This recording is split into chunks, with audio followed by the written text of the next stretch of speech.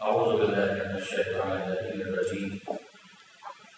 بسم الله الرحمن الرحيم.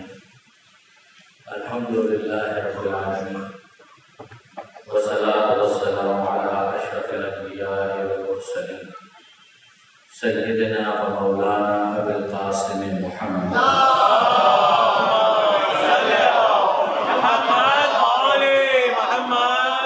وأهل بيته الطيبين الطاهرين المعصومين المظلومين المنتجبين المنتخبين الميامين، لا سيما الإمام المنتظر والحجة الثانية الشرع، واللعنة الدائمة الباقية على أعدائهم أجمعين من يوم ظلمهم إلى قيام يوم الدين.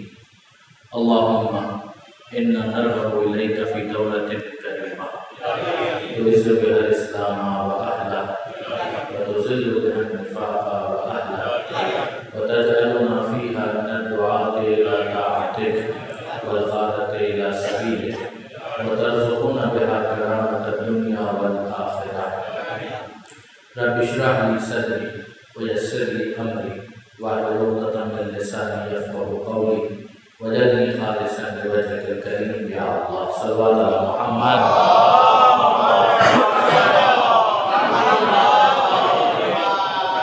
أما بعد، فقد قال الله سبحانه وتعالى في القرآن الحكيم: بسم الله الرحمن الرحيم وآخرين منهم لما يلحقوا بهم. صلوات على محمد وآل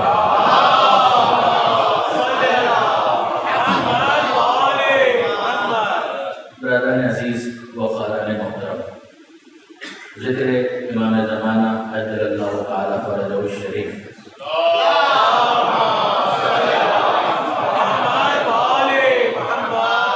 حضرت حجت سے منسوب اس مجلس کے لیے جو موضوع آج کا ہے وہ ہے مہدویت پر اعتراضات کا جائزہ.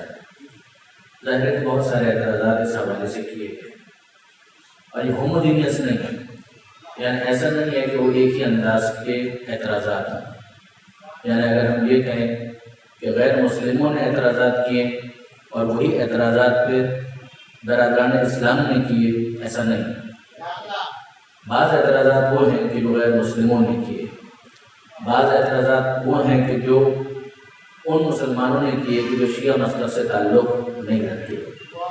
اور پھر ان اعتراضات کی نوعیت ایسی ہے کہ بعض اعتراضات کے جوابات خود برادران اسلام ہی میں سے دیگر علماء نے ارشاد فرمایا. یہ ایک مسلسل ایک سلسلہ ہے کہ جو ہمیں کتابوں کے اندر بھی نظر آتا ہے، ڈیبیٹس کے اندر بھی دکھائی دیتا ہے. مثلا اگر آپ اس اعتراض کو دیکھیں، ایک اعتراض کہ جو کامن ہے، غیر مسلموں نے بھی کیا، جو مستشرقین ہیں، جو اورینٹلسٹ ہیں، انہوں نے کہا کہ مسلمانوں کی سب سے بڑی کتاب تو قرآن ہے، اس کے اندر ہمیں مہدویت کا کہیں پر ذکر نہیں ملتا. اور یہ اعتراض پھر دوسرے انداز سے بعض مسلمانوں نے بھی کیے. انہوں نے کہا کہ قرآن مجید کے اندر اس کا کوئی ذکر ہمیں نظر نہیں آتا. اگر یہ اتنا ہی اہم عقیدہ ہوتا تو پھر قرآن مجید کے اندر اس کا ذکر ہونا چاہیے.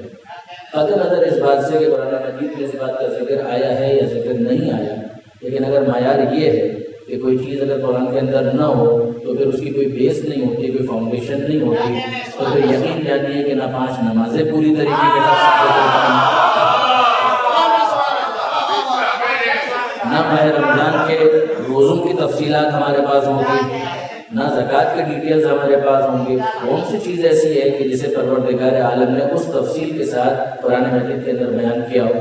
یہ پروردگار عالم کا انداز ہے کہ جس طرح سے اخبار میں ہمیں نظر آتا ہے کہ پہلا صفحہ وہ ہوتا ہے کہ جس میں ہیڈ لائنز ہوتی ہیں، اور ڈیٹیلز کے لیے متوجہ کیا جاتا ہے کہ تفصیل پڑھنا چاہیں تو فلاں صفحے پر جائیے اور اس کالم کی طرف رجوع کریں. بالکل یہی انداز پروردگار عالم نے قرآن مجید کے اندر اختیار کیا ہے کہ ہیڈ لائنز رکھی گئی ہیں اور اس کے بعد یہ اعلان کر دیا گیا ہے کہ تفصیل حاصل کرنا چاہو تو ما آتاکم الرسول فخذوہ وما نہاکم عنہ فانتہوا، جو رسول دیں اسے لے لو، جسے رسول روکے اس سے رک جاؤ.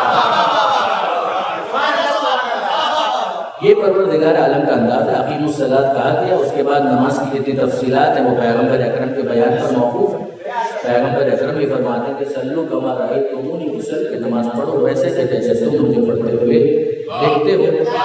اسی طریقے سے حج کا معاملہ ہے کہ پروردگار نے اعلان کیا للہ علی الناس حج البیت من استطاع الیہ سبیلا، کہ یہ اللہ کا حق ہے بندوں کے اوپر کہ جن کے پاس استطاعت ہے، کیپیبلٹی ہے، طاقت ہے، توانائی ہے، وہ خدا کے گھر کا حج کریں، مگر جو تفصیلات حج کی ہیں وہ تو پیغمبر کے بیان پر موقوف ہے، پیغمبر کے عمل پر موقوف ہے، پیغمبر اکرم اس کو تشریح کر کے بتا رہے ہیں۔ چلیے اتنا ہی اگر کوئی قبول کر لے تو اس کے بعد اگلا سوال کرنے کا اسے حق ہے کہ کیا قرآن مجید کے اندر ہیڈ لائن کی صورت میں ہی یہ چیز کہیں پر موجود ہے؟ سرخی کے عنوان ہی سے پروردگار عالم نے کہیں پر اس بات کا اشارہ کیا ہے؟ تو برادران عزیز پھر میں آپ سے عرض کروں کہ شیعہ علماء نے جو کچھ لکھا وہ تو اپنی جگہ پر، برادران اہل سنت نے اس حوالے سے کتابیں لکھی اور اس بات کو اس بات کیا ہے کہ قرآن مجید کے اندر اشارے موجود ہیں جو پیغمبر اکرم کی اس حدیث کی طرف متوجہ کرتے ہیں کہ پیغمبر یہ فرماتے ہیں کہ وہ آخری زمانہ قیامت سے پہلے آئے گا اور قیامت اس وقت تک نہیں آئے گی جب تک پروردگار عالم میرے اہل بیت میں سے اسے نہ بھیج دے جس کا نام میرے نام پر ہوگا، جس کی کنیت میری کنیت ہوگی، اسمی اس کا نام میرے نام پر ہوگا، یملأ الارض قسطا وعدلا کما ملئت ظلما وجورا، وہ زمین کو عدل و انصاف سے ویسے بھر دے گا کہ جیسے وہ ظلم و جور سے بھری ہوئی ہوگی۔ درود بھیجیے محمد و آل محمد۔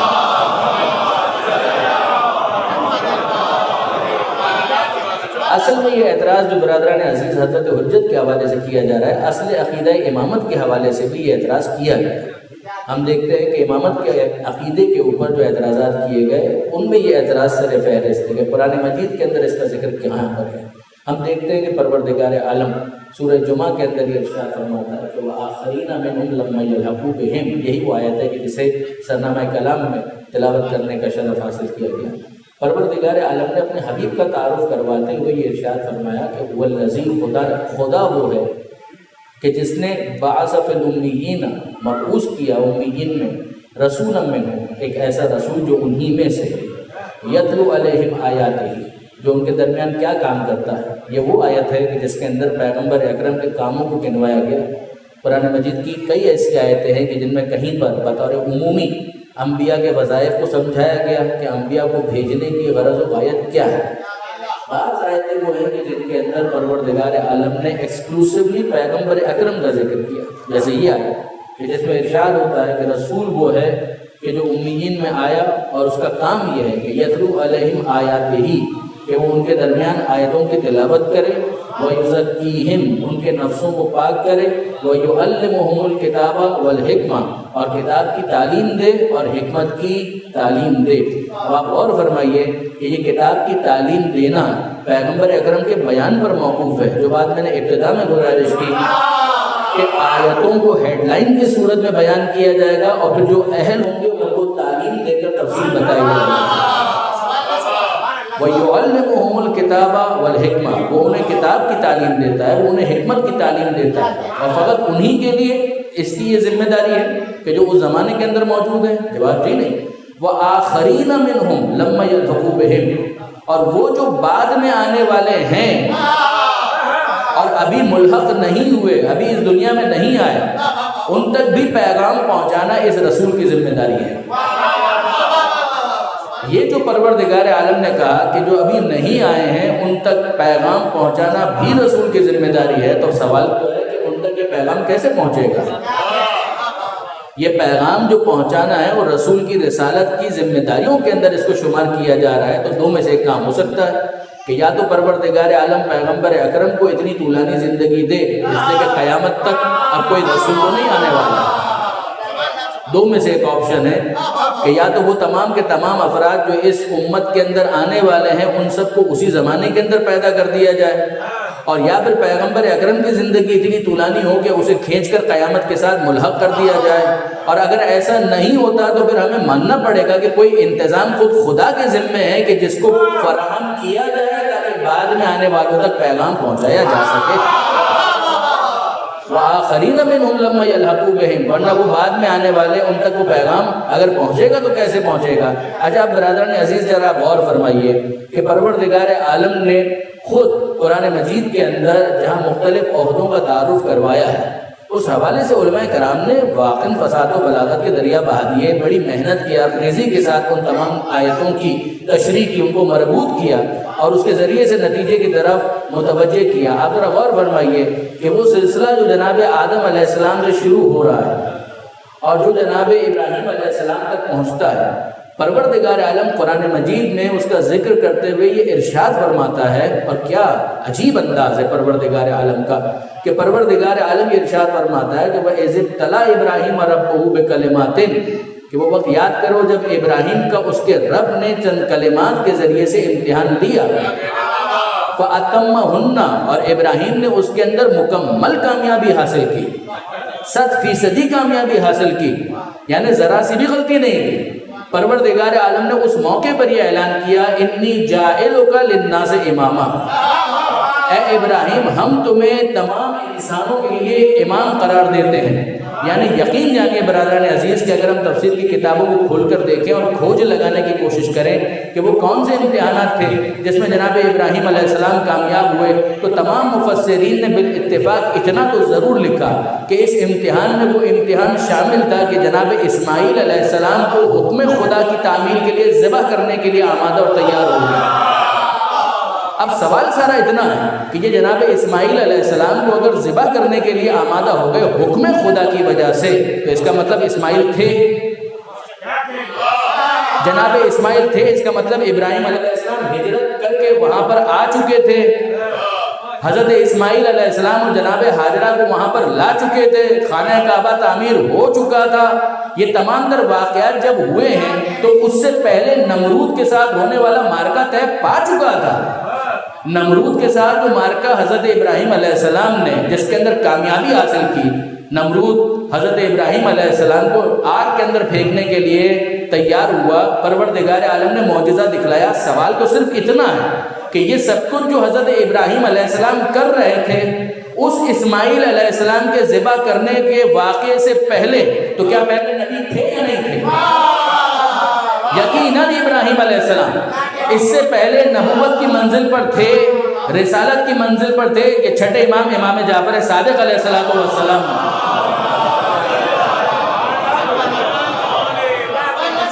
یہ چھٹے امام کا استدلال ہے۔ وہ فرماتے ہیں کہ نبوت تھی، رسالت تھی، اولو العزمیت تھی، یہ تمام مراتب تھے، مگر پھر پروردگار عالم نے امتحان لیا اور امتحان میں کامیابی کے بعد ابراہیم علیہ السلام کی امامت کا اعلان کیا، تو ماننا پڑے گا کہ نبوت اور رسالت کے علاوہ ایک عہدہ ہے جس کا نام امامت ہے۔ یہ عہدہ امامت ایکسکلوسیولی ایک الگ عہدہ ہے، ورنہ تو پروردگار کو کہنا چاہیے تھا کہ ہم تو ان کو پہلے سے ہی امام بنا چکے تھے۔ پروردگار نے یہ نہیں کہا، اعلان یہ ہے کہ انی جاعلک للناس اماما، اے ابراہیم ہم تم کو انسانوں کے لیے امام قرار دیتے ہیں۔ اب اس کے بعد سلسلہ آگے بڑھتا ہے، آپ کے حافظے کے اندر، ذہنوں کے اندر یہ آیت موجود ہے کہ اس کے بعد جناب ابراہیم علیہ السلام نے کہا وَمِن ذُرِّيَّتِي، کہ اے پروردگار کیا یہ عہدہ میری ذریت کے اندر، میری نسل میں بھی جائے گا؟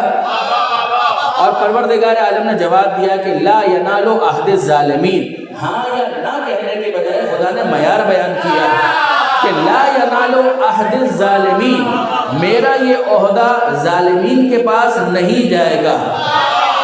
یعنی ابراہیم کی نسل میں وہ جو عدالت کی صفت سے متصف ہے اس تک یہ امامت کا عہدہ جائے گا، جو کسی بھی نوعیت کا ظالم ہو اس تک یہ عہدہ نہیں جائے گا۔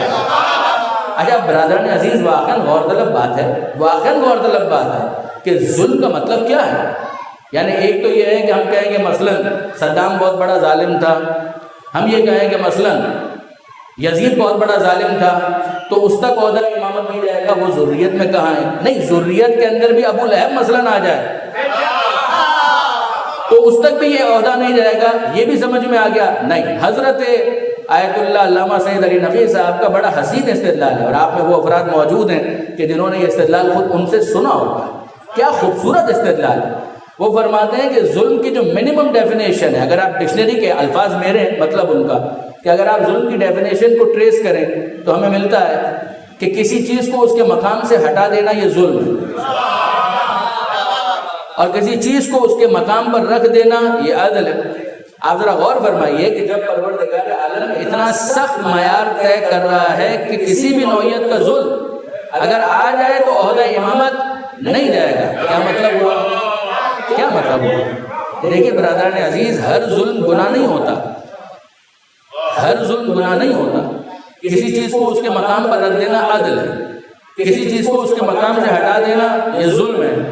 مثلا اگر میں آپ کی خدمت میں ایک بالکل آپ سے بہت قریب ہو کر اور منتظمین سے بہت قریب ہو کر ایک مثال عرض کروں، یہ پانی کا گلاس یہاں پر پڑا ہوا ہے، یقین کیجئے کوئی گناہ نہیں ہے، مگر مجھے ظلم محسوس ہو رہا ہے۔ جیسے کہ دوران تقریر بار بار یہ احساس ہو رہا ہے ابھی پاؤں نہ لگ جائے، ابھی پاؤں نہ لگ جائے، ابھی پاؤں نہ لگ جائے۔ اگر آپ اجازت دیں تو اسے میں ہٹا دوں، یہ ہٹ بھی گیا اور کسی اور جگہ پر چلا گیا تو ہو سکتا ہے کہ آپ ہم کہیں کہ شاید عدل ہو گیا، پہلے ظلم تھا اب عدل ہو گیا، مگر جو پہلے یہاں پر یہ گلاس پڑا ہوا تھا تو کیا یہ گناہ تھا؟ اگر کوئی چیز نامناسب ہے تو اس کو بھی ڈکشنری اور لغت کے اعتبار سے ظلم سے تعبیر کیا جائے گا۔ یعنی میں عرض یہ کرنا چاہ رہا ہوں کہ پروردگار عالم نے ظلم کو جہاں وسعت کے ساتھ بیان کیا تو قصہ جناب آدم علیہ السلام کے اندر ہمیں یہ لفظ نظر آیا کہ پروردگار فرماتا ہے لا تقربا هذه الشجرہ فتکون من الظالمین، اے آدم خبردار اس درخت کے قریب مت جانا ورنہ ظالموں میں سے ہو جاؤ گے۔ وہاں لفظ ظلم کو سمجھنے میں اشتباہ ہوا، بہت سو نے کہا کہ یہاں پر ظلم سے مراد ہے گناہ، لیکن اگر آپ غور کریں مفسرین میں جو امامیہ مسلک سے تعلق رکھتے ہیں وہ ایک اصطلاح استعمال کرتے ہیں کہ ظلم ہے مگر گناہ نہیں ہے، ترک اولا ہے۔ ظلم ہے مگر گناہ نہیں ہے، ترک اولا ہے، یعنی ایک نامناسب چیز جو شایان شان نہیں تھی وہ ہو گئی، اگر نہ ہوتی تو بہت مناسب تھا۔ آپ غور فرمائیے حسنات الابرار سیئات المقربین، عام طور پر ترک اولا کو سمجھانے کے لیے یہ فریز استعمال کیا جاتا ہے کہ بہت ساری چیزیں ایسی ہوتی ہیں حسنات الابرار مقربین کے لیے وہ چیز برائی مانی جاتی ہے جو ابرار کے لیے نیکی تصور کی جاتی ہے۔ کیا مطلب ہو گیا؟ آپ دیکھیے برادران عزیز، ایک مثال ہے، اب میں اپنے نوجوان دوستوں کے لیے گزارش کر رہا ہوں۔ مثال یہ ہے کہ اگر آپ کے پاس آپ ٹیچر ہیں، کلاس کے اندر آپ کے پاس اسٹوڈنٹس ہیں اور ایک کلاس 3 کے اندر آپ ہیں، آپ کے پاس ایک اسٹوڈنٹ جو ہے وہ ایک تحریر لے کر آیا کہ سر یہ میں نے لکھا ہے، آپ نے اس کو دیے 10 میں سے 8، اور بالکل ویسی ہی تحریر کلاس 9 کا اسٹوڈنٹ لے کر آیا تو آپ نے دیے 10 میں سے 3، اس کو آپ نے دیے 10 میں سے 8، بالکل ویسی ہی تحریر کلاس 9 کا اسٹوڈنٹ لے کر آیا تو آپ نے کہا 10 میں سے 3۔ وہ باہر گیا بریک میں اور اس نے دیکھا کہ دوسری کلاس کا اسٹوڈنٹ ہے اور اس کے پاس بھی ایک پرچہ ہے اور اس کے اوپر بھی ایک تحریر ہے اور ویسی ہی تحریر ہے کہ جیسی اس کی ہے، مگر اس کو دیے ہیں 8 اور مجھے دیے ہیں 3۔ آ کر اس نے اعتراض کیا تو استاد نے سمجھایا کہ معاملہ یہ نہیں ہے کہ تحریر یکساں ہے، معاملہ یہ ہے کہ وہ کلاس 3 کا ہے، تم کلاس 9 کے ہو، تم سے توقع اس سے زیادہ کی ہے۔ بات صحیح اور غلط کی نہیں ہے، جملے ٹھیک لکھے ہیں، مگر خط جب تحریر کا دیکھا جائے گا تو اس وقت یہ بھی دیکھا جائے گا کہ بیک گراؤنڈ کے اندر شخصیت کون ہے، پرسنالٹی کون ہے۔ عین ممکن ہے کہ ایک عام شخص کے حق میں اسے ترک اولا بھی نہ مانا جائے، مگر قاعدہ کلیہ کے تحت اگر آدم مورد موضوع ہے، مورد بحث ہیں، تو پھر ان کے کیس کے اندر اس کو ترک اولا سے تعبیر کیا جائے گا۔ درود بھیجیے محمد و آل محمد۔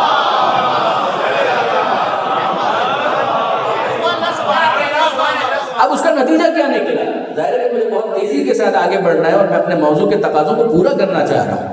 دیکھیے برادران عزیز، یہ عجیب بات ہے کہ یہاں پر جناب آدم علیہ السلام کو کہا گیا لا تقربا هذه الشجرہ فتکون من الظالمین۔ آدم اور حوا وہ گئے اور ظالمین میں سے ہو گئے۔ ہم نے عرض کیا اور اسٹیبلش کیا کہ یہاں پر ظلم سے مراد گناہ نہیں ہے، مگر ظلم سے مراد ترک اولا تو ہے، ایک نامناسب چیز تو ہو گئی۔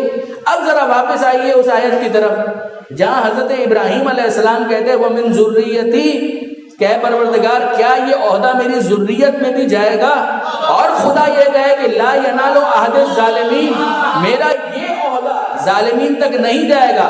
آدم نبی تھے اور کسی درجے کا ظلم ان سے ہوا، یہ امامت کا عہدہ ہوا ہے کہ اس کو ملے گا کہ جس کے کردار میں گناہ تو بہت دور کی بات ہے، ترک اولا کا بھی امکان ہے۔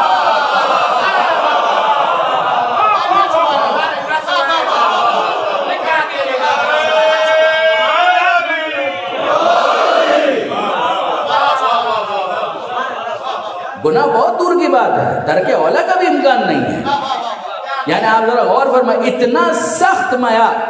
اب ہمیں اتنا سمجھ میں آیا کہ حضرت ابراہیم علیہ السلام نبی ہونے کے بعد، رسول ہونے کے بعد، اولو العزم ہونے کے بعد امام قرار پائے، اور دوسری طرف پروردگار عالم نے سورہ عنکبوت، یہ سورہ بقرہ کی آیت ہے، سورہ عنکبوت کی آیت ہے 29واں سورہ، اور اس میں پروردگار عالم نے یہ بھی ارشاد فرمایا کہ جعلنا فی ووہبنا لہ اسحاق و یعقوب، ہم نے ابراہیم کو عطا کیے، بیٹے عطا کیے، اسحاق جیسا بیٹا، یعقوب جیسے بیٹے ہم نے ان کو عطا کیے۔ جعلنا فی ذریتہ النبوۃ والکتابہ، اور ہم نے ابراہیم کی ذریت، ابراہیم کی نسل میں نبوت کو بھی رکھ دیا اور کتاب کو بھی رکھ دیا۔ تو اب ہمیں سمجھ میں آیا، ہمارے استاد علامہ طارق جوہری صاحب بہت ایلیگنٹلی اس کو اسٹیبلش کرتے ہیں کہ اگر آپ غور فرمائیں تو اتنا تو ہم کو سمجھ میں آیا کہ دو عہدے ہیں کہ جو نسل ابراہیم میں چلے۔ سورہ بقرہ نے بتایا کہ نسل ابراہیم کے اندر عہدہ امامت چلا، سورہ عنکبوت نے ہم کو یہ بتایا کہ نسل ابراہیم کے اندر عہدہ نبوت چلا۔ اب اگلا سوال ہمیں کرنا ہے پروردگار سے کہ مالک یہ عہدہ نبوت چلا، کب تک یہ عہدہ اس نسل کے اندر باقی رہے گا؟ وہ کون ہوگا کہ جس کے اوپر یہ عہدہ نبوت ختم ہو جائے گا؟ اور دوسرا عہدہ عہدہ امامت ہے۔ اور ہمارا اگلا سوال پھر پروردگار سے ہے کہ اے پروردگار تو بتا کہ یہ عہدہ امامت نسل ابراہیم میں کب ختم ہوگا؟ بہت انٹرسٹنگ ہے کہ پروردگار عالم نے عہدوں کا نسل ابراہیم میں باقی رہنے کا تذکرہ کیا، اور جب خاتمے کا ذکر کرنا ہوا تو سورہ احزاب کے اندر یہ ارشاد فرمایا کہ ما کان محمد ابا احد من رجالکم ولکن رسول اللہ و خاتم النبیین، محمد تمہارے مردوں میں سے کسی کا باپ نہیں ہے، ولیکن رسول اللہ و خاتم النبیین، وہ بس اللہ کا رسول ہے اور انبیاء کا خاتم ہے، یعنی اس کے اوپر نبوت ختم ہو گئی۔ تو ہمیں اتنا سمجھ میں آیا کہ وہ جو عہدہ نبوت چلا تھا وہ ہوتے ہوتے ختمی مرتبہ تک آیا اور ان کے اوپر یہ عہدہ ختم ہو گیا۔ تو اے پروردگار عہدہ نبوت ختم ہو گیا، تو نے اعلان کر دیا، یقین جانیے کہ اگر عہدہ امامت ختم ہونے والا ہوتا تو خدا پر ضروری تھا کہ اس کا بھی اعلان کر دیتا۔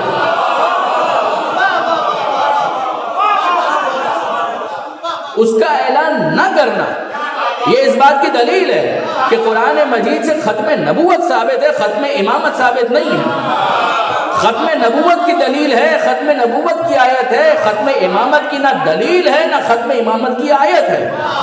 اب اس کے بعد اگلا سوال آتا ہے، اور یہ پھر ایک مرتبہ حضرت علامہ سید علی نقوی صاحب کا ایک مکالمہ ہے نظام حیدرآباد دکن کے ساتھ۔ وہ فرماتے ہیں کہ ایک دفعہ انہوں نے مدعو کیا، میں گیا، پھر میں کہہ رہا ہوں الفاظ میرے مطلب ان کا خلاصہ، کہ وہ گئے وہاں پر اور انہوں نے سوال کیا، نظام حیدرآباد دکن، انہوں نے سوال کیا کہ جب کہ پیغمبر اکرم کے بعد ایک شخصیت ایسی ہے کہ جس کے اندر صلاحیت بھی موجود ہے، پوٹینشل بھی موجود ہے، تو پھر خدا نے نبوت کو کیوں ختم کر دیا؟ یا تو کوئی اہل نہ ہوتا، لیکن جبکہ ایک شخصیت ایسی موجود ہے، وہ مولا کے حوالے سے کہہ رہے تھے کہ جب مولا کی شخصیت موجود ہے، اہلیت بھی ہے، تو پھر اس کے بعد پروردگار عالم نے اس عہدہ نبوت کو کیوں ختم کر دیا؟ علامہ فرماتے ہیں کہ میں ان کا یہ سوال سن رہا تھا، اور انصاف کی بات یہ ہے کہ اس سے پہلے میں نے بھی اس رخ سے کبھی غور نہیں کیا تھا۔ وہ بار بار اصرار کر رہے تھے کہ جبکہ ایک شخصیت ایسی موجود ہے، جبکہ ایک شخصیت ایسی موجود ہے، جبکہ ایک شخصیت ایسی موجود ہے، تو وہ فرمانے لگے کہ جتنا زور سے وہ اصرار کر رہے تھے اتنا ہی مجھے موقع مل رہا تھا کہ میں غور کروں۔ تو میں غور کرتا رہا، اور اس موقع پر میرا ذہن ایک خاص رخ کی طرف گیا، اور انہوں نے اس کو شیئر کیا، اور کمال کی یہ بات ہے۔ وہ فرماتے ہیں کہ ہر عہدہ اس لیے ختم نہیں کیا جاتا کہ کوئی اس کا اہل موجود نہ ہو۔ عہدے کے ختم کرنے کی یہی وجہ نہیں ہے کہ چونکہ کوئی اہل موجود نہیں ہے لہٰذا عہدے کو ختم کر دیا جائے۔ مثلا اگر کوئی چیز اس بات کا تقاضا کرتی ہے کہ ایک عہدہ کریٹ کیا جائے، تو جب تک وہ تقاضا موجود ہے تب تک وہ عہدہ باقی رہے گا۔ اگر وہ تقاضا ختم ہو جائے تو وہ عہدہ بھی ختم ہو جائے گا۔ یعنی میں عرض یہ کرنا چاہ رہا ہوں کہ اگر آپ غور کریں، سیلاب آیا تو بہت سارے ادارے ایکٹیو ہو گئے۔ اگر کوئی جگہ ایسی ہو کہ جہاں پہ سیلاب ہی نہ آتا ہو تو کیا وہاں پر بھی وہ ادارے ہوں گے؟ وہ ادارے اس لیے تھے کہ سیلاب اگر آئے تو اس کو ٹیکل کیا جا سکے. یعنی میں بہت اور آسان مثال دے دوں کہ یہ پنکھا کیوں چل رہا ہے؟ جیسے کہ گرمی کا احساس ہے. کیا ناردرن ایریاز کے اندر گلگت اور بلتستان کے اندر بھی اس وقت یہ پنکھے ہوں گے؟ وہاں شاید نہ کوئی خریدتا ہوگا نہ بیچتا ہوگا، یہ میرا خیال ہے. چلیے پنکھے کو چھوڑیے، ایئر کنڈیشن کون خریدتا ہوگا؟ ایئر کنڈیشن کون خریدتا ہوگا؟ وہاں جو نیچرل ہوا چل رہی ہے وہ اس کے اندر اتنی خنکی ہے کہ ایئر کنڈیشن کی حاجت نہیں ہے. اگر فرض کیجئے کہ پوری دنیا سے گرمی کا خاتمہ ہو جائے اور موسم بالکل گلگت اور بلتستان والا ہو جائے تو کیا پوری دنیا کے اندر ایئر کنڈیشن بنایا جائے گا؟ نہیں بنایا جائے گا. لیکن نہ بنانا اس بات کی دلیل نہیں ہے کہ کسی کو بنانا نہیں آتا.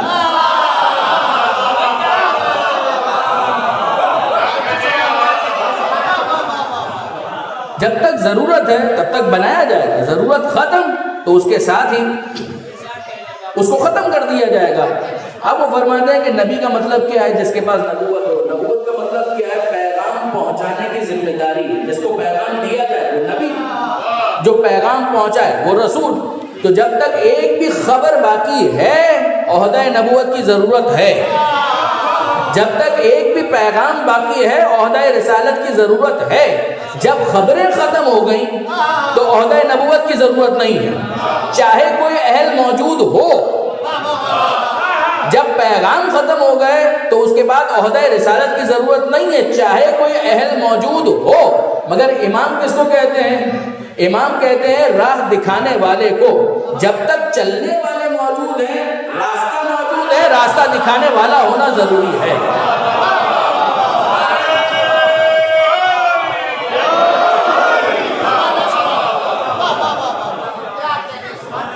وَآخَرِينَ مِنْهُمْ لَمَّا يَلْحَقُوا بِهِمْ. ان کے لیے جواب یہی ہے کہ اگر کوئی یہ ہدایت حاصل کرنا چاہتا ہے تو رب وہ ہے کہ رب الناس، قُلْ اعوذ بِرَبِّ الناس. رسول وہ ہے کہ جس کے لیے پروردگار نے کہا وَمَا أَرْسَلْنَاكَ إِلَّا كَافَّةً لِلنَّاسِ. ہم نے اس کو رسول بنایا تمام انسانوں کے لیے. کتاب وہ دی کہ جو ہدی للناس، جو تمام انسانوں کے لیے ہدایت ہے. اور جب امامت کا اعلان ہوا تب بھی کہا انی جاعلک للناس اماما. اے ابراہیم ہم تمہیں تمام انسانوں کے لیے امام بنا رہے ہیں. جب تک انسان موجود ہے پیغام پہنچانے والا پہنچا چکا، راستہ دکھانے والا راستہ دکھاتا رہے گا. درود بھیجیے محمد و آل محمد.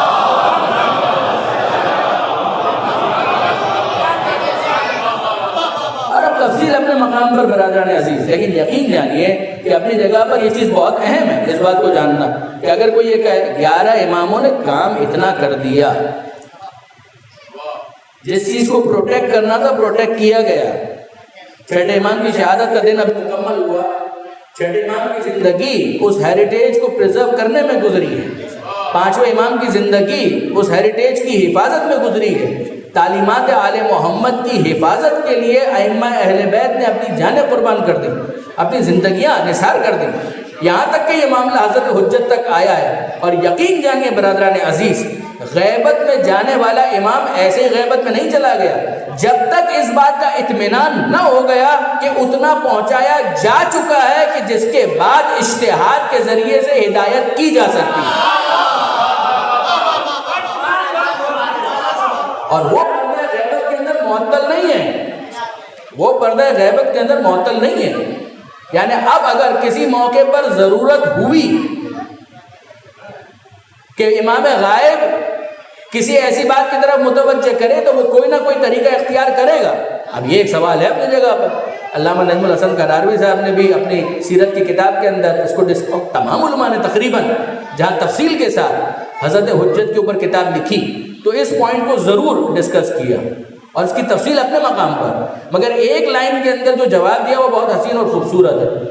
سوال اگر کوئی کرے کہ صاحب غیبت میں رہتے ہوئے وہ امام غائب ہوتے ہوئے ہدایت کیسے کر سکتا ہے؟ کہ اگر وہ غیبت میں ہے تو غائب ہوتے ہوئے وہ امام غائب ہدایت کیسے کر سکتا ہے؟ یعنی یہ سوال کوئی اور کرے تو سمجھ میں آتا ہے، مگر ایک مسلمان جو غیبت میں رہتے ہوئے اس بات کا قائل ہے کہ شیطان گمراہ کر سکتا ہے، اس کو امام کی ہدایت پر بھی یقین نہیں آ رہا. قرآن کہہ رہا ہے دوسری کتاب انجیل اور توریت کے اندر اس بات کی تفصیلات موجود ہیں. تو یہ عجیب بات ہے کہ وہ آنکھوں کے سامنے نہ ہو اور گمراہ کر دے تو کسی کو اعتراض نہیں ہے, اور یہ ہمارے زمانے کا امام اگر نگاہوں کے سامنے نہ ہو اور ہدایت کر دے تو اس ہدایت پر کسی کو یقین نہیں آ رہا. درود بھیجیے محمد و آل.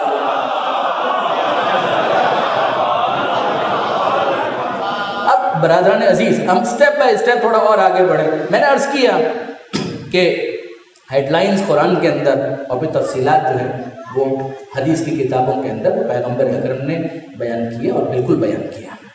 یعنی آپ ذرا غور فرمائیے, اب اگلا مرحلہ کیا ہے کہ بعض علماء اہل سنت نے, جن کو خود دیگر علماء اہل سنت نے بہت جوابات دیے, بہت جوابات دیے. حضرت حجت کے حوالے سے علماء اہل سنت 3 کیٹیگریز کے اندر ڈیوائڈ ہو جاتے ہیں. ایک کیٹیگری تو وہ ہے کہ جو تقریباً وہی نظریہ رکھتی ہے کہ جو امامیہ کا نظریہ ہے.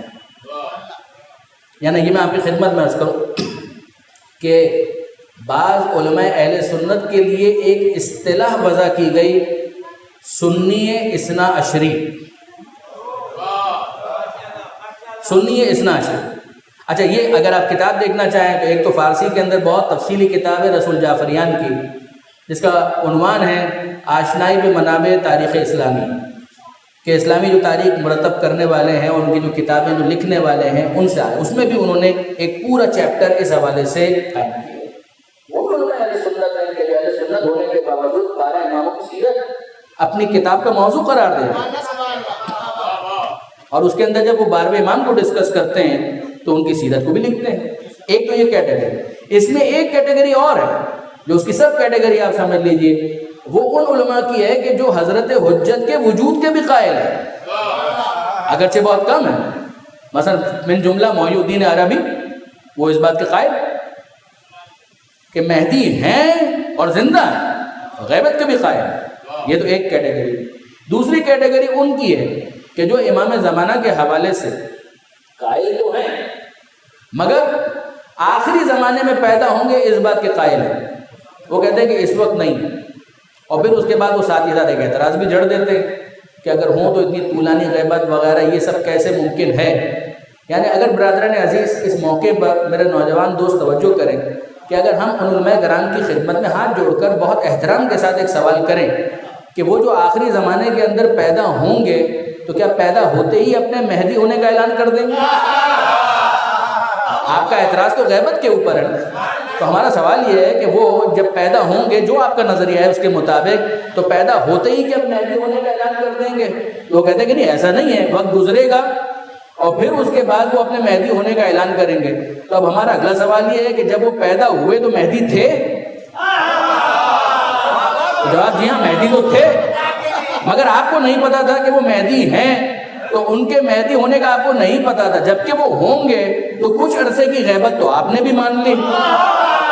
بس اب لینتھ ہی کا فرق ہے, کوئی چند سالوں کی غیبت کا قائل ہے, کوئی طولانی غیبت کا قائل ہے. درود بھیجیے محمد و آل محمد.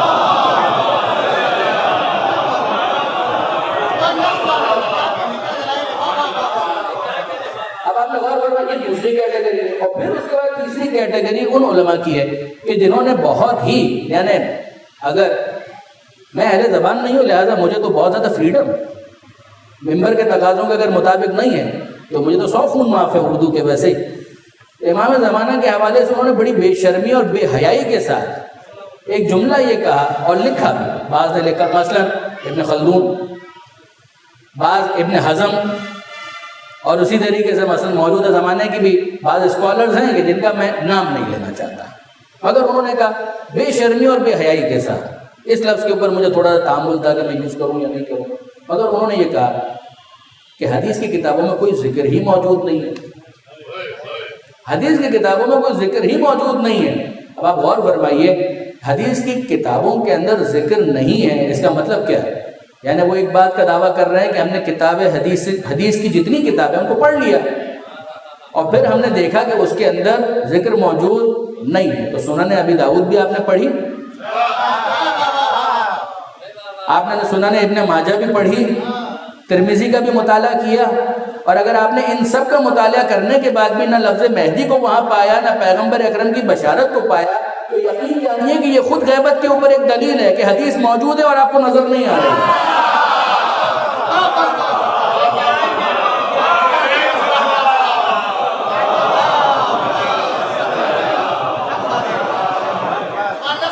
یعنی آپ غور کریں، حضور حدیث ہے مگر حضور ذہن نہیں ہے.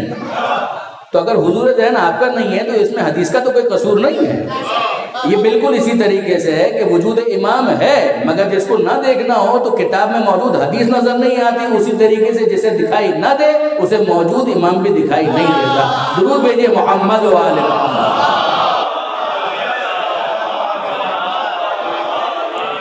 حال یہ ہے کہ بخاری کے اندر بھی نام موجود نہیں ہے.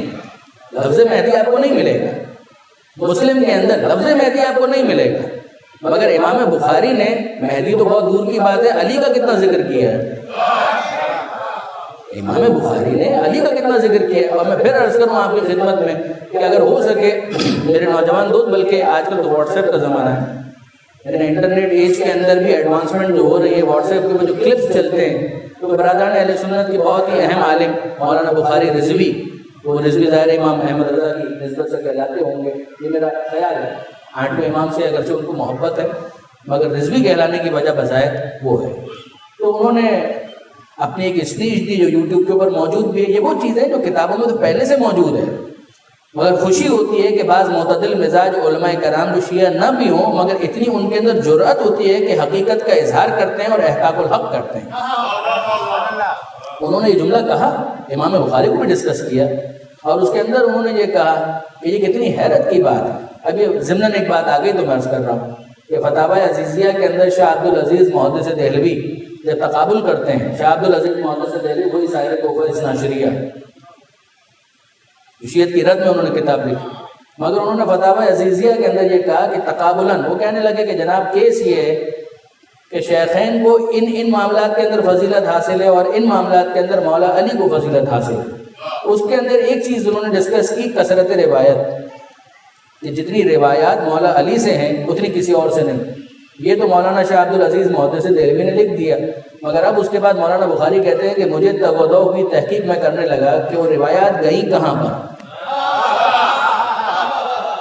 تو اتنی کثرت روایت جب آپ کہہ رہے ہیں گئی کہاں پر روایت، وہ روایتیں کہاں چلے گئی. یعنی بخاری کے اندر ہم دیکھیں تو ہمیں گنتی کی نظر آتی ہے، مسلم کے اندر ہمیں تلاش کرنا پڑتا ہے تو بہت زیادہ دوربین لگا کر، خوردبین لگا کر تب کہیں جا کر نظر آتا ہے کہ علی نے یہ کہا. مولا سے کتنی روایتیں ہیں؟ 50 بھی نہیں ہیں، اراؤنڈ 20-25، شاید اس سے بھی کچھ کم.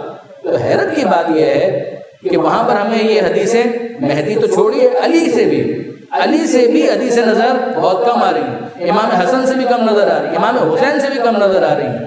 اور پھر اس کے بعد انہوں نے ایک سوال کیا، یہ نام کی میں بات کر رہا ہوں، پھر انہوں نے ایک سوال کیا کہ اچھا یہ سب چھوڑیے اور یہ بتائیے کہ پیغمبر اکرم کے وصال کے بعد صحابہ کرام میں سے، تابعین میں سے کسی نے اپنے بیٹے کا نام علی رکھا؟ کسی نے اپنے بیٹے کا نام علی رکھا؟ کسی نے اپنے بیٹے کا نام حسن رکھا؟ کیا کسی نے اپنے بیٹے کا نام حسین رکھا؟ آج تو ہر گھر میں علی اور حسن اور حسین موجود ہے، اس زمانے کے گھر کیوں خالی ہیں؟ یعنی آپ کو ایک نہیں ملے گا. وہ کتابیں پرمنٹ لکھی گئی کہ جن کے اندر حالات صحابہ کو ڈسکس کیا گیا، تابعین کو ڈسکس کیا گیا، استیعاب، اسود الغابہ، طبقات ابن سعد. اگر آپ 2-3 نسلوں تک تلاش کریں آپ کو ایک علی نہیں ملے گا، آپ کو ایک حسن نہیں ملے گا، آپ کو ایک حسین نہیں ملے گا، آپ کو ایک حمزہ نہیں ملے گا، آپ کو ایک جعفر نہیں ملے گا. یہ کیوں؟ ایسا کیوں؟ کیا وجہ؟ صرف 2 استثناء انہوں نے کیے. ایک عبداللہ ابن عباس، انہوں نے اپنے بیٹے کا نام علی رکھا، اور ایک حسن بصری کہ انہوں نے ان کی ماں نے ان کا نام حسن رکھا، اور ان کی ماں نے نہیں، جناب ام سلمہ نے، وہ ام المومنین کہ جو آل محمد سے محبت کرنے والی، جو اہل بیت سے کلوز، اہل بیت سے واقعاً حق ادا کیا اس باتوں میں. اب آپ اور فرمائیے، یہ جناب ام سلمہ ان کی کنیز تھی، حسن بصری کی ماں. حسن بصری کے خود جو کنٹروورشل اسپیکٹس ہیں وہ اپنی جگہ پر، عبداللہ ابن عباس کی جو کنٹروورسیز ہیں اس کو رکھیے اپنی جگہ پر. میں تو فقط اس حوالے سے عرض کر رہا ہوں کہ انہوں نے اپنے بیٹے کا نام علی رکھا اور ان کا نام حسن تھا. یہ 2 ایکسیپشنز ہیں، ان کے علاوہ آپ کو کہیں پر نام بھی نظر نہیں آتا، نام بھی نظر نہیں آتا. یعنی کیا فضا ہے، کیا فضا ہے کہ حجاج بن یوسف کا زمانہ ہے، علامہ عثمان ذہبی یہ لکھ رہے ہیں کہ یمن سے ایک آدمی چلتا ہے، اس کے بیٹے کا نام علی ہے، اور جب کوئی پوچھتا ہے تو وہ کہتا ہے کہ میرے بیٹے کا نام الی ہے، وہ علی کو الی کر دیتا ہے، اس لیے کہ معلوم ہے کہ اگر میں نے علی بتایا تو گردن سلامت نہیں رہے گی۔ عجیب ہے، یہ حسن بصری جن کا ابھی میں نے ذکر کیا، آپ کتابوں کے اندر چیک کریں، یہ صحابہ کرام میں نہیں ہے، یہ تابعین کے اندر ہے۔ دوسری خلافت ختم ہونے والی تھی، اس سے 2 سال پہلے یہ پیدا ہوئے، اور ان سے لوگوں نے کثرت کے ساتھ روایتیں نقل کی، اور کسی نے سوال کیا کہ یہ جو آپ کہتے ہیں کہ قال رسول اللہ ھکذا، کہ اللہ کے رسول نے یہ کہا، فعل رسول اللہ ھکذا، کہ اللہ کے رسول نے یہ کیا، اور آپ بلا واسطہ کہہ رہے ہیں، تو آپ تو اللہ کے رسول کے زمانے میں تھے نہیں، تو پھر آپ کیسے کہہ رہے ہیں؟ وہ کہا کرتے تھے، کیا کہا کرتے تھے؟ وہ کہتے تھے ابو زینب سے روایت کرتا ہوں، ابو الحسن بھی نہیں، ابو الحسن بھی نہیں، ابو زینب سے روایت کرتا ہوں۔ کہ ابو الحسن کہیں گے تو مولا کی معروف کنیت ہے کہ ذہن فوراً چلا جائے گا علی کی طرح، وہ کہتے ہیں ابو زینب سے روایت کرتا ہوں۔ اب بہت سے نئے افراد ہوتے ہیں، ان کو پتہ بھی نہیں کہ یہ ابو زینب کے ذریعے سے کس کی طرف اشارہ کیا جائے، وہ کہتے ابو زینب سے روایت کرتا ہوں۔ کہ نام تو بتاؤ پورا تفصیل کے ساتھ، کہ نہیں نام نہیں بتانا چاہتا۔ جب بہت اصرار کیا تو انہوں نے بتایا کہ دراصل میں تمام تر چیزیں میں روایت کر رہا ہوں مولا علی سے، نام اس لیے نہیں لیتا کہ حجاج کا زمانہ ہے گردن اڑا دیں گے۔ آپ اس کے اندر یہ اصرار کر رہے ہیں کہ امام بخاری نے مہدی کا لفظ کیوں استعمال نہیں کیا؟ وہ خود مولانا بخاری کہتے ہیں کہ امام بخاری بہت عظیم ہوں گے، محدثین کی صف میں ویسے ہی ہوں گے کہ جیسے ان کے بارے میں رائے ہے، مگر جان ان کو بھی پیاری تھی، جان ان کو بھی عزیز تھی، یہ ان کے الفاظ ہیں، اور جان ان کو بھی پیاری تھی، جان ان کو بھی عزیز تھی، لہذا وہ نام نہیں لیا انہوں نے۔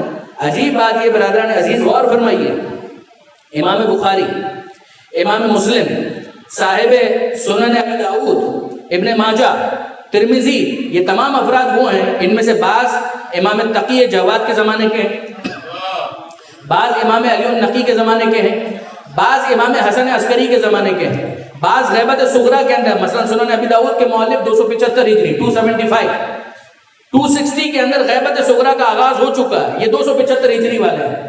اب سوال سارا یہ ہے کہ یہ جو مہدی کا ذکر کر رہے ہیں تو کیا شیعوں کی محبت میں کر رہے ہیں؟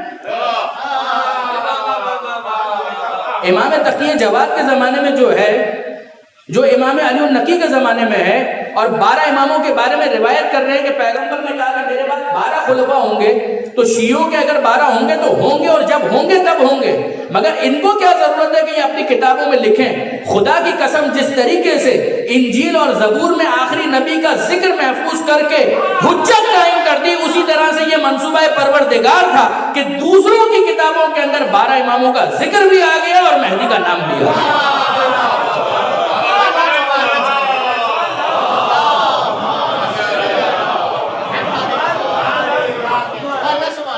یہ سارے کے سارے اس زمانے کے افراد، کہیں پر نام لکھنے کی ہمت ہوئی، مثلا صاحب سنن ابی داؤد، انہوں نے لکھ دیا، لفظ مہدی بھی استعمال کیا، اور تفصیلات بھی لکھ دی۔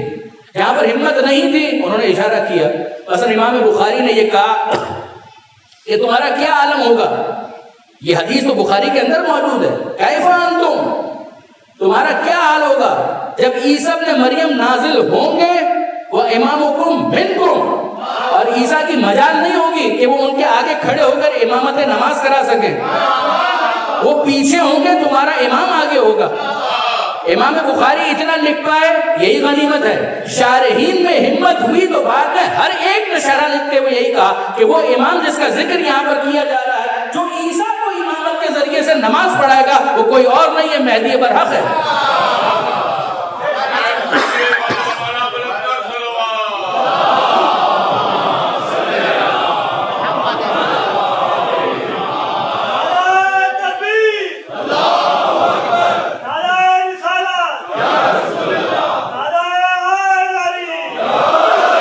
تمہارا امام تمہیں میں سے ہوگا۔ عیسیٰ اپنی تمام تر عظمت کے باوجود آگے نہیں بڑھ سکیں گے، وہ پیچھے ہوں گے، تمہارا امام نماز پڑھائے گا۔ اور یہیں سے ہمارے علماء نے ایک استدلال قائم کیا کہ یہ کتنی عجیب بات ہے کہ عیسیٰ جو کسی زمانے میں نبی تھے، ان کی ہمت نہیں ہے کہ 12ویں کو نماز پڑھا سکے۔ جب عیسیٰ جیسی شخصیت 12ویں کو نماز نہیں پڑھا سکتی، تو کیا واقعاً کوئی خاطی امتی علی کو نماز پڑھا سکتا ہے؟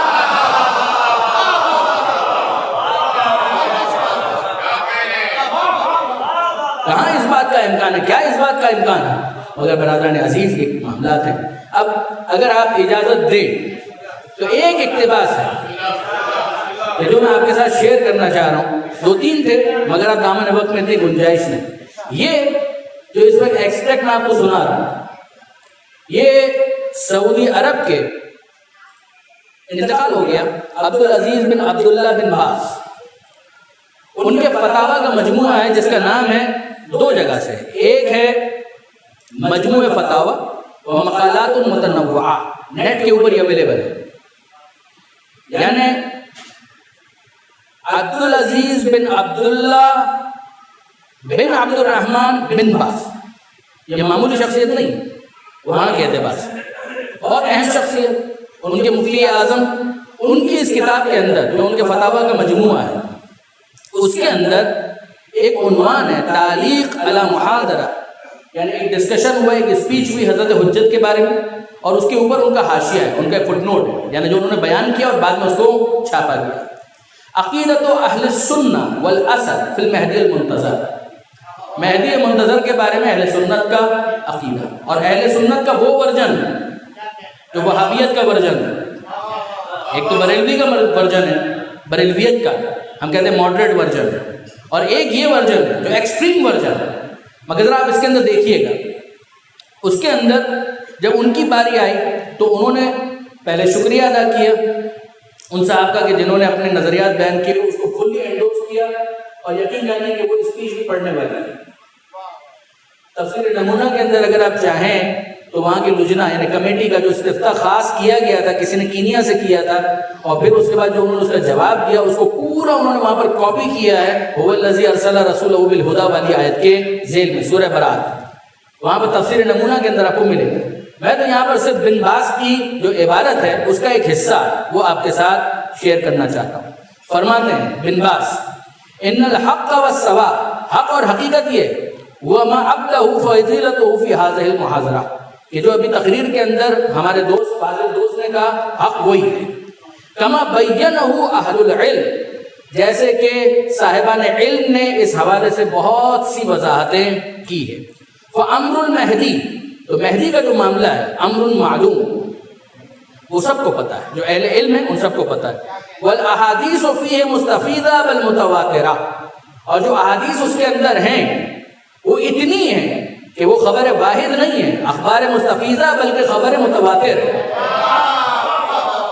خبر متواتر یعنی یہ اس علم حدیث کی اصطلاح ہے کہ کسی بھی حدیث کا تمام راویوں کے طبقات کے اندر اتنی کثرت کے ساتھ بیان ہونا کہ جس کے بعد جھوٹ کا امکان ہی ختم ہو جائے.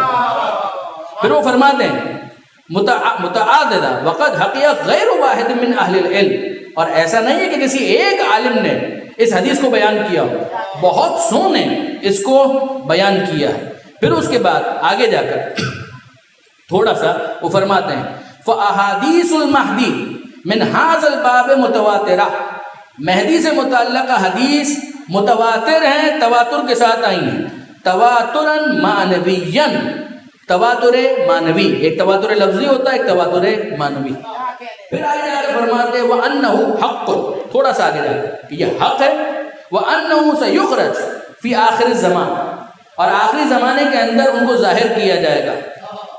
پھر فرماتے ہیں اما من شذ عن اہل العلم فی هذا الباب فلا يلتفت الى كلامه فی ذلك، چند اہل علم ہیں کہ جنہوں نے اس حوالے سے شک اور شبہ کا اظہار کیا ہے جس کی کوئی حیثیت نہیں ہے، جس کا کوئی اعتبار نہیں. اور پھر اس کے بعد ایک دوسری کتاب ہے ان کی فتاوی نور علی الدار، وہ بھی عبدالعزیز بن عبداللہ بن باز، اور اس کے اندر ایک سوال ہے. اس سوال کی ہیڈنگ انہوں نے قائم کی وہ ہے انکار الدجال و نزول عیسیٰ علیہ السلام، دجال کا انکار، نزول عیسیٰ کا انکار علیہ السلام. سوال یہ یوجد لدینا رجل، کہ ہمارے پاس ایک صاحب ہیں ينکر المسیح الدجال والمہدی ونزول عیسیٰ علیہ السلام، جو مہدی کا بھی انکار کرتے ہیں، دجال کا بھی انکار کرتے ہیں، عیسیٰ کے نازل ہونے کا بھی انکار کرتے ہیں. وَيَعْجُوجُ وَمَاجُوجُ، یاجوج اور ماجوج بھی آخری زمانے کی نشانیاں، ان سب کا انکار کرتے ہیں. وَلَا يَعْتَقِدُ بِشَيْءٍ مِّنْهَا، اور ان میں سے کسی ایک چیز کا بھی یقین عقیدہ نہیں رکھتے. وَيَدَّعِي عَدَمَ صِحَّةِ مَا وَرَدَ فِي ذَلِكَ مِنْ أَحَادِيث, اور کہتے ہیں اس حوالے سے جو حدیثیں آئی ہیں it's of no use, no value, no weightage, کوئی قیمت, کوئی حیثیت اس کی نہیں ہے. مع العلم, جبکہ وہ اس بات کو جانتے ہیں بأنه لا يفقه شيئا في علم الحدیث, کہ وہ علم حدیث کے کوئی ماہر نہیں ہے. یہ یاد رکھیے گا برادران عزیز, ابن خلدون مورخ ہسٹورین, انہوں نے جب انکار کیا تو برادران اہل سنت کے علماء نے کتابیں لکھی ابن خلدون کے خلاف, اور یہ جملہ اس کے اندر لکھا کہ ابن خلدون مورخ ہے, تاریخ کے آدمی ہے, ہسٹری کے آدمی ہے, ہسٹری پر کام کریں, حدیث ان کا سبجیکٹ نہیں ہے, لہذا یہاں پر ٹانگ اڑانے کی کوشش نہ کریں. مستقل کتاب ہے اس حوالے سے لکھی گئی. آپ جانتے ہیں کہ ابن خلدون چونکہ ویسٹ کے اندر بہت پاپولر تھے, ان کا مقدمہ جو تاریخ کے اوپر ہے وہ بہت, اب یہ چیزیں جب وہاں پر پہنچی تو ویسٹرن جو اسکالرز ہیں, اورینٹلسٹ ہیں, وہ اس حوالے سے بہت دقیق نہیں ہے, وہ ڈیپتھ میں نہیں گئے. انہوں نے کہا ابن خلدون نے کہا تو بس ٹھیک ہے, پر اسی کو لو اور اسی کو چپکاؤ ہر جگہ کے اوپر, اور اسی کو لے لے کر ہر جگہ پر بیان کرو. یہ پرابلمز ہوتی ہیں کہ ایک جگہ پر ایک غلطی ہوتی ہے اور اسی کو کیری فارورڈ کر دیا جاتا ہے. یہاں پر یہ کہتا ہے, یہ کسی آیت اللہ سے سوال نہیں ہو رہا, یہ خوئی صاحب کی بات نہیں ہو رہی, خمینی صاحب کی بات نہیں ہو رہی, یہ سیستانی اور خامنائی صاحب کی بات نہیں ہو رہی, بن باز سے سوال ہو رہا ہے اور وہ یہ جواب دے رہے ہیں, سوال مکمل ہو جائے. مع العلم بأنه لا يفقه شيئا في علم الحدیث, علم حدیث کے اندر وہ اتھارٹی بھی نہیں ہے, ولا فی غیرہ, بلکہ عالم ہی نہیں ہے. وقد نوقش في هذه الامور من قبل علمائه, علماء سے لڑتا رہتا ہے, جھگڑتا رہتا ہے, بحث کرتا ہے, بحث برائے بحث. ولكنه يزعم ان كل الاحاديث الوارده في هذه الامور مكذوبه على النبي, اور سمجھتا ہے یہ ساری جھوٹی حدیثیں ہیں اور ان کو داخل کیا گیا ہے اسلام کے اندر. وهو يصلي ويصوم, جبکہ وہ نماز پڑھتا ہے, جبکہ وہ روزہ رکھتا ہے. وياتي بالفرائض, اور دیگر فرائض کو بھی انجام دیتا ہے. فما حکمہ, تو اس کے بارے میں کیا حکم ہے, آپ کا کیا فتویٰ ہے؟ اب جواب سنیے, اب یہ تفصیلی جواب, میں تو فقط ابتدائی 2-3 لائنیں آپ کے سامنے عرض کرتا ہوں. مثل هذا الرجل یکون کافرا,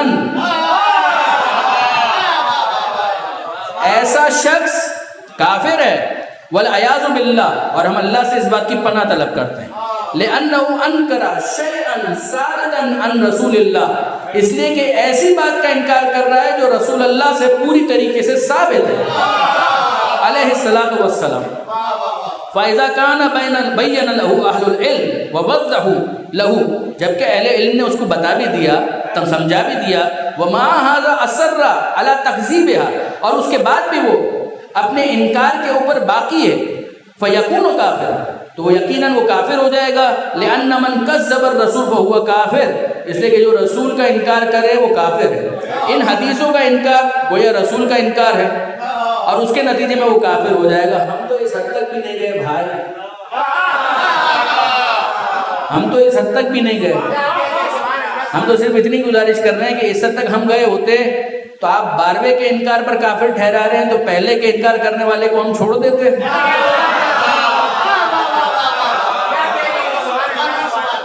ہم تو اس حد تک بھی نہیں گئے, ہم تو اس حد تک قطعاً نہیں گئے. آپ نے غور فرمایا برادران عزیز, معاملہ ایسا ہی ہے. یہ ایک وسعت ہے کہ جو مسئلہ کے تشیع کے اندر ہے. ہمارے علماء نے یہ کہا اور بالکل صحیح کہا. یعنی اب میں اپنے نوجوان دوستوں کو خاص چاہتا ہوں کہ وہ ان باتوں کی طرف توجہ کریں کہ آپ ذرا غور کیجئے کہ یہ لاجیکل ہے کہ پیغمبر اکرم آخری خلیفہ کا ذکر کر رہے ہیں اور کوئی نہیں پوچھ رہا کہ آپ کے فوراً بعد کون ہوگا.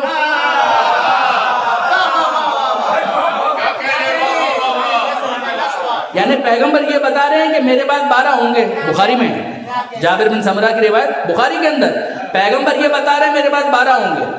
پیغمبر یہ بھی بتا رہے ہیں کہ 12واں ہوگا, اس کا نام میرے نام پر ہوگا, اس کا چہرہ ایسا ہوگا. اے اللہ کے رسول, وہ آخری کے بارے میں جب آپ اتنی تفصیل بتا رہے ہیں تو پہلے کے بارے میں تو زیادہ تفصیل کی ضرورت ہے تاکہ فوراً بعد جو امیڈیٹ گمراہی کا امکان ہے وہ ختم ہو جائے.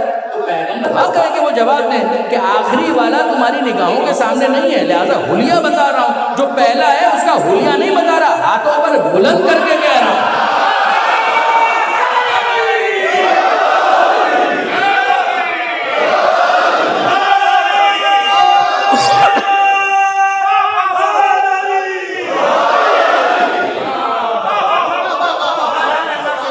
اس کو تو میں نے ہاتھوں پر بلند کیا اور اعلان کیا ہے کہ من کنت مولا ہو فہذا علی مولا، کہ جس کا میں مولا ہوں اس کا علی مولا ہے۔ اب برادران عزیز، غیبت کا عجیب ہی معاملہ ہے، غیبت کا عجیب معاملہ ہے کہ آخری زمانے میں تو واقعاً غیبت ہوئی۔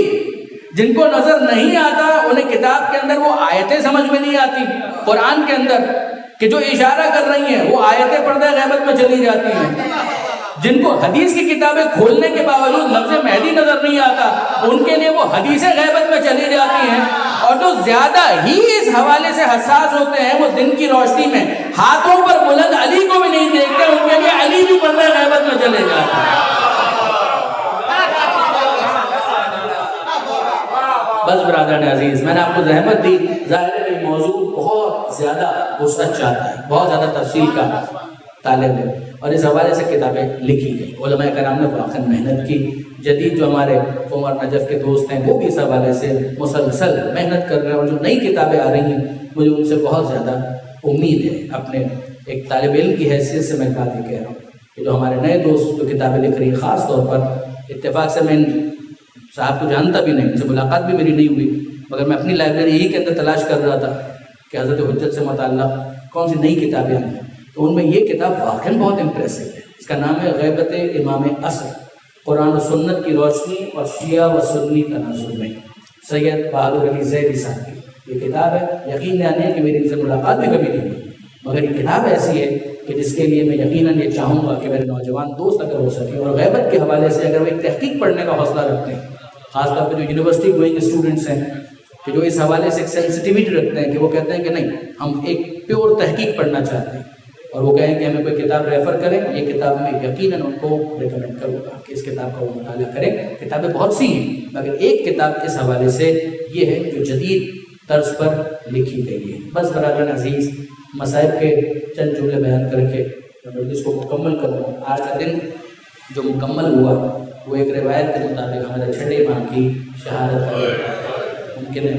کل حضرت علامہ رضی جعفر صاحب نے بھی اس حوالے سے کچھ بیان کیا ہوگا، یقیناً کیا ہوگا، مگر میں بھی ایک جملہ چھٹے امام کا بیان کروں اور اس کے بعد مسائل کو بیان کر کے گفتگو کو مکمل کروں۔ کیا عجیب بات ہے، منصور دوالکی کا زمانہ، چھٹے امام کو زہر دیا گیا اور چھٹے امام صاحب فراش ہوئے، اور پھر اس کے بعد زہر کے اثر سے تڑپتے رہے، اور نہ جانے کتنا تڑپنے کے بعد چھٹے امام اس دنیا سے رخصت ہوئے۔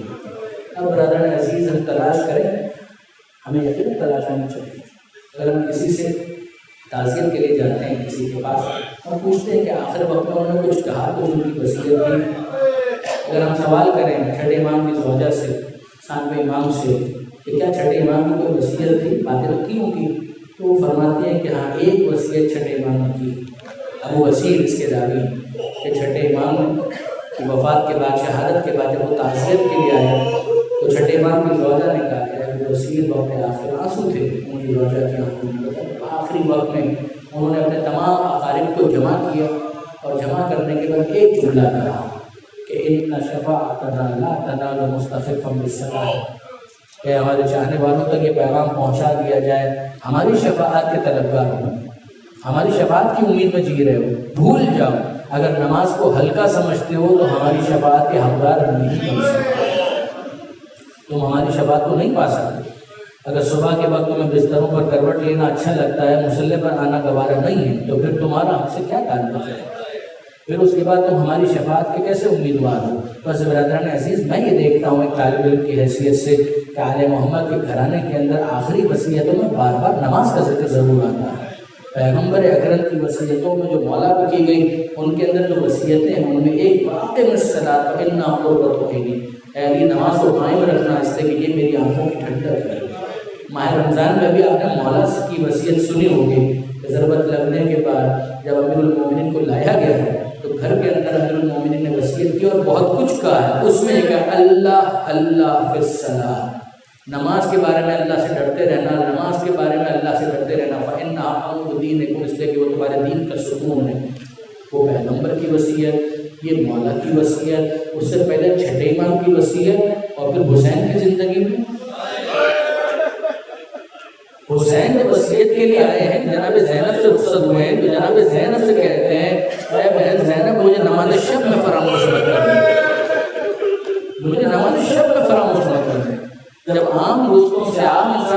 وصیت کی جائے گی نماز پنجگانہ کی بات ہوگی. مگر جناب زینب اے بہن زینب میں جانتا ہوں کہ نماز شب کا تم سے کیا تعلق ہے, مجھے نماز شب میں فراموش نہ کریں. اور اب آپ ذرا خود حسین مظلوم کی شہادت کو دیکھیے. حسین ہی کے بابا ہے علی مرتضیٰ اور حالت سجدہ ہی میں ضربت لگی ہے. علی کے داڑھی کو سر کے خون سے خطاب کیا گیا حالت سجدہ. علامہ نقل صاحب کا جملہ ہے فرماتے کہ مگر اتنا تو ہے کہ علی کو سجدے سے سر اٹھانے کا موقع مل گیا. حسین نے تو بس سجدے میں سر رکھ دیا, پھر حسین نے سر نہیں اٹھایا. وہ ظالم کا خنجر چلا ہے اور کچھ دیر کے بعد یہ صدائیں گونجنے لگی الا قد قتل الحسین بکربلا, الا قد ذبح الحسین بکربلا. اور زینب کبریٰ آ کر بیدار کرتے, اے بیٹا سید سجاد ذرا دیکھو یہ ماجرا کیا ہے. در خیمہ کو پردہ خیمہ کو ہٹا کر سید سجاد دیکھتے ہیں تو نہ دائیں نہ بائیں نہ زمین پر آسمان کی طرف رخ کرتے ہیں اور کہتے ہیں السلام علیکہ یا ابا عبداللہ. جناب زینب کہتی ہے بیٹا سجاد ذرا دیکھ میرا مال آیا تو زمین کربلا پر ہوگا, آسمان پر کس کو دیکھ رہا ہے. مگر سید سجاد کہتے ہیں بھوکی اماں ذرا دیکھیے ابھی ابھی نوکے نیزہ پر بابا کا سر بلند ہوا ہے. السلام علیکہ یا ابا عبداللہ وَسَيَعْلَمُ الَّذِينَ ظَلَمُوا أَيَّ مُنْقَلَبٍ يَنْقَلِبُونَ بَارِلَهَا. جو واسطہ محمد و آل محمد کا اس مختصر عبادت کو اپنی والا قبول کرنا. ہمارے اس پورے عشرے اور سلسلے کو اور آج تک جتنی خدمت اس حوالے سے کی گئی اس سب کو اپنی بارگاہ میں قبول کرنا. محمد و آل محمد کا حاضری کی تمام حاجتوں اور دعاؤں کو بحق امام زمانہ مستجاب فرما. اے پروردگار ہمیں اپنے زمانے کے امام کا وفادار بننے کی توفیق عطا. اے پروردگار امام زمانہ کی وفاداری کا تقاضا ہی ہے کہ امامت کے جھوٹے دعوے دار چاہے کوئی بھی ہو, میں تفصیل نہیں بیان کر رہا, چاہے کوئی بھی ہو کسی بھی نام سے, امامت کا اگر جھوٹا دعوے دار ہے تو اپنے آپ کو صاحب العصر والزمان کہتا ہے امام مہدی کے مقابلے میں, اے پروردگار ہر اس شخص کے اوپر اپنی لعنت نازل فرما. اے پروردگار تو جو واسطہ محمد و آل محمد کا وطن عزیز پاکستان کو استحکام عطا فرما. زمانے کے امام کے صدقے میں وطن عزیز سے ہر قسم کی دہشت گردی کا خاتمہ فرما. اے پروردگار ہمارے شہداء کو سید الشہداء کے ساتھ محشور فرما.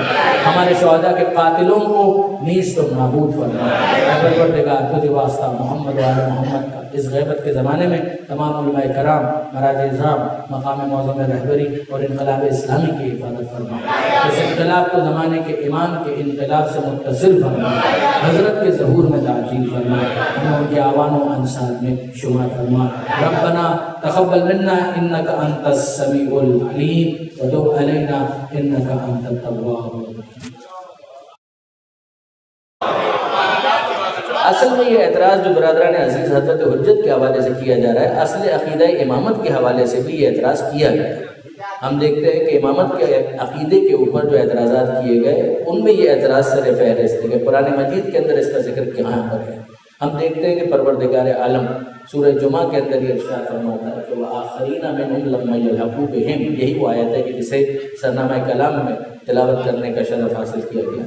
پروردگار عالم نے اپنے حبیب کا تعارف کرواتے ہوئے یہ ارشاد فرمایا کہ والذی خدا وہ ہے کہ جس نے بعث فی الامیین مبعوث کیا امیین میں رسولا منہم, ایک ایسا رسول جو انہی میں سے یتلو علیہم آیاتہ, جو ان کے درمیان کیا کام کرتا ہے. یہ وہ آیت ہے کہ جس کے اندر پیغمبر اکرم کے کاموں کو گنوایا گیا.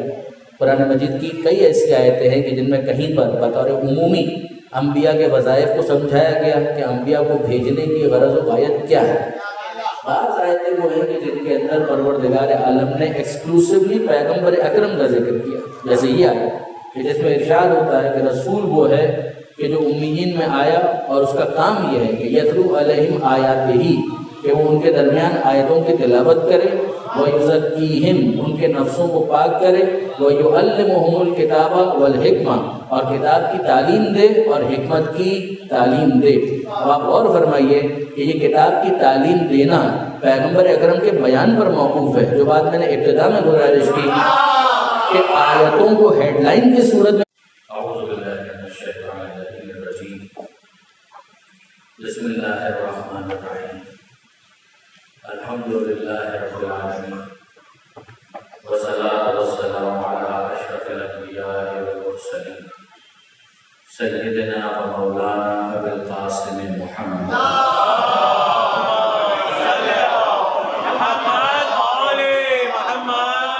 وأهل بيته الطيبين الطاهرين المعصومين المظلومين المنتجبين المنتخبين الميامين، لا سيما على الإمام المنتظر والحجة الثانية الشرع، واللعنة الدائمة الباقية على أعدائهم أجمعين من يوم ظلمهم إلى قيام يوم الدين.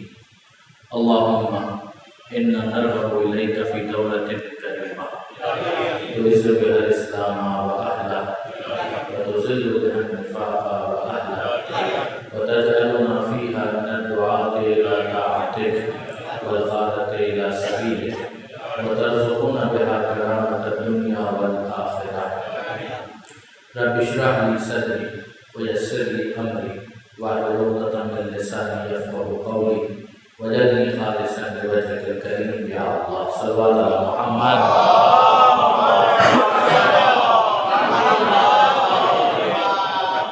أما بعد فقد قال الله سبحانه وتعالى في القرآن الحكيم بسم الله الرحمن الرحیم. اور یہ اعتراض پھر دوسرے انداز سے بعض مسلمانوں نے بھی کیے. انہوں نے کہا کہ قرآن مجید کے اندر اس کا کوئی ذکر ہمیں نظر نہیں آتا. اگر یہ اتنا ہی اہم عقیدہ ہوتا تو پھر قرآن مجید کے اندر اس کا ذکر ہونا چاہیے.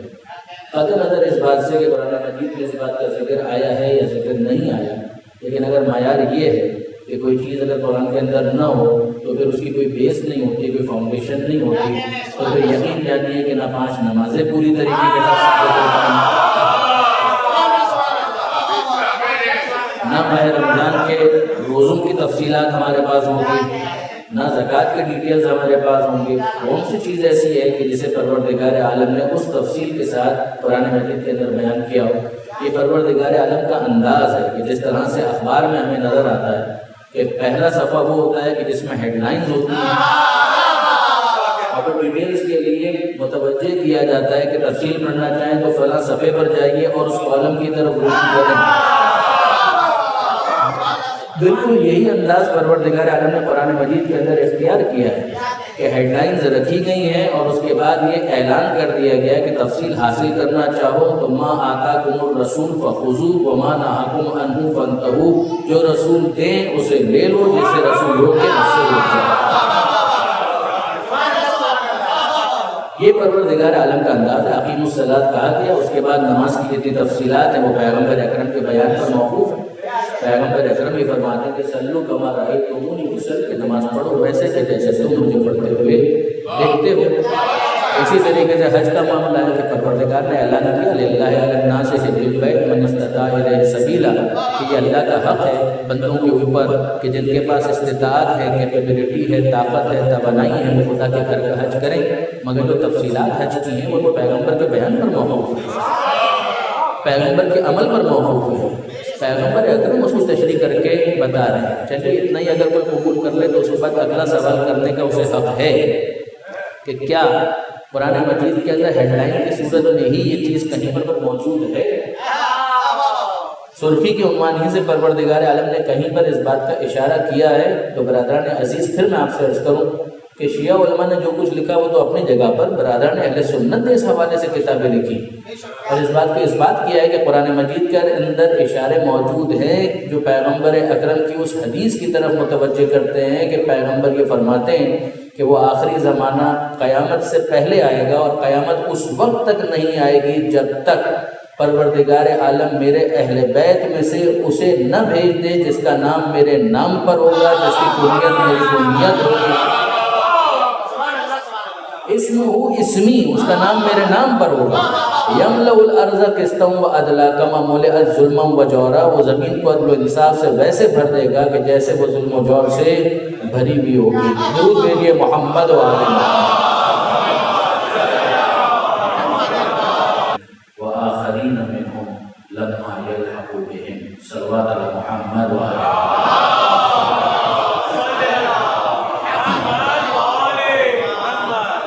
برادران عزیز و خاران محترم، ذکر امام زمانہ عجل اللہ تعالی فرجہ الشریف